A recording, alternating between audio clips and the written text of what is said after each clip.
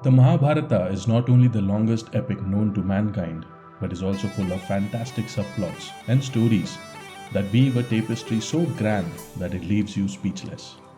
One such subplot is of Uloopi, the Naga princess who marries Arjuna. Uloopi's story is fantastic for two reasons. One, it merges the human realm with the realm of creatures we today sadly deem as mythical. Second, the story of Uloopi is important because after the Great War ended, a terrible curse was laid upon Arjuna by Ganga Devi, due to which Arjuna was killed by his own son. It was Uloopi who then saves Arjuna and brings him back to life. Let's find out more about this powerful Naga princess.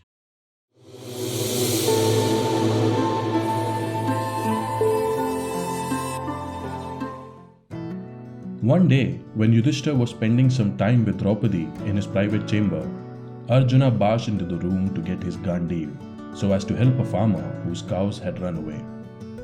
According to a pact agreed earlier by the Pandav brothers, whoever was spending time with Draupadi in their private chambers, the other brothers were not allowed to disturb them and would have to respect their privacy under any circumstances. Having broken a rule, Arjuna, as a punishment, underwent a 12-year-long exile into the forest. Uloopi, a Naga Kanya, was the daughter of Kauravya, a Naga chief. Kauravya's Nagalok existed under the waters of Bhagirathi river. Uloopi used to come out of her domain once in a while to visit the temple of Mahadev that existed on the banks of this river. It was here that she laid her eyes on a handsome man with well-built features. Dressed in a simple hermit-like garb, the man had a muscular body, an elegant pose, and a powerful bow in his right hand. She fell in love with Arjuna instantly, and using her magical powers, she created a suction force that pulled Arjuna down into the water of the Ganga as soon as he had stepped into the river to wash his face. Despite his struggles, the power of Uloopi pulled Arjuna down to the depths and into a Naga city.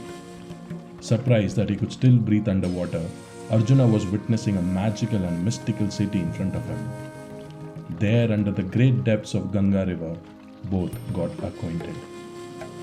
Uloopi expressed her desire of getting married to Arjuna even after knowing about his marriage with Draupadi. Arjuna, although initially reluctant, had to agree as Uloopi was quite firm in her decision and finally told Arjuna that if he wouldn't marry her, she would have to kill herself. Arjuna stayed in the city for a year, and out of their union a child was born called Iravan. Iravan grew up to be a brave warrior just like his father, but was killed shortly after the Great War started. Years after the Great War ended, the Pandavas performed the Ashwamedh Yagna, and Arjuna was appointed as a guardian of Ashwamedh horse. When the horse reached the borders of the Manipur kingdom, it was Uloopi who instigated Babru Vahana, the prince of Manipur, to capture the horse and encourage the young prince to fight Arjuna. Babru Vahana was Arjuna's son from Chitrangada, although he was not aware of it.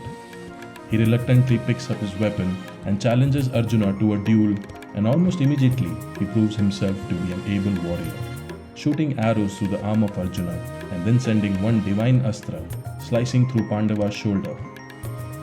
Arjuna loses consciousness owing to this relentless onslaught and falls to the ground after bleeding profusely and is finally killed. When Chitrangada came to know about the battle, she weeps uncontrollably and scolds and questions Uloopi as to why she would instigate Babru Vahana to kill his own father. When Babru Vahana discovered the true identity of Arjuna, he immediately regretted his actions and wanted to kill himself. Uloopi, staying calm and composed, takes a Nagmani or a serpent's gem from her garment and places it on top of Arjuna's chest. Chanting a divine mantra, Arjuna is immediately brought back to life. Everybody present there was stunned. It is then Uloopi explains her actions. After the Great War ended, Ganga Devi had cursed Arjuna that he will be killed by his own son, as he had treacherously killed Bhishma in the battle of Kurukshetra by placing Shikandi as a shield. Uloopi knew of this curse and also knew that the only way Arjuna could be freed from this curse is by dying in the battlefield. Arjuna, Chitrangada, and Babru Vahana thanked Uloopi for her compassion and wisdom. It is said that when Pandavas went to Himalayas for their final journey, the powerful Naga princess Uloopi went back to her city, deep under the waters of Ganga. Thank you so much for tuning in with us today for another episode. And if you like this video, do leave a big thumbs up and do not forget to subscribe to Sacred Encounters. Please take care and we'll see you all in the next one. And know this, that you are awesome.